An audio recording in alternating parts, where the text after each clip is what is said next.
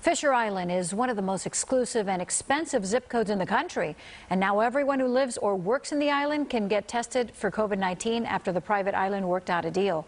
NBC6 reporter Phil Prazin has the details.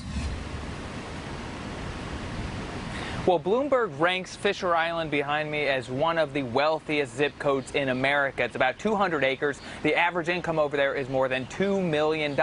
And they just inked an agreement with the University of Miami UHealth system to get everybody over there, families and staff, about 800 people, those new antibody testings that are becoming more and more prevalent. But critics say that this is a good example of how the virus is impacting the rich way different than the poor.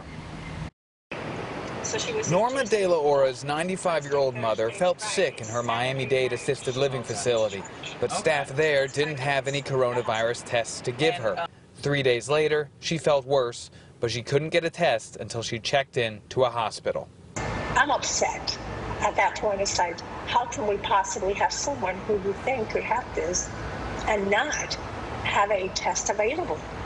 After 4 days in Kendall Regional Hospital, she tested negative, but did have pneumonia.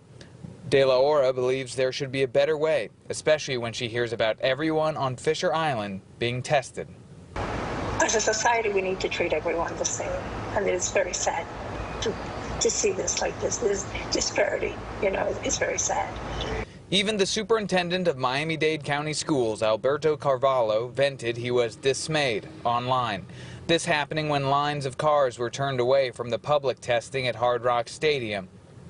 They only had enough nasal swab tests for 400 people. Fisher Island established a health clinic from the University of Miami Health System to implement a large surveillance and social distancing program. These tests are part of that program.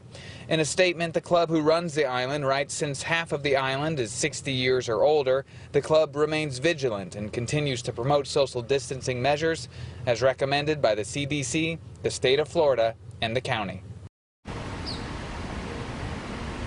And we're still waiting on some specifics from the University of Miami when it comes to the cost, but they did release a statement in response to the criticism, saying that we understand it may have created the impression that certain communities would receive preferential treatment. That was not our intent.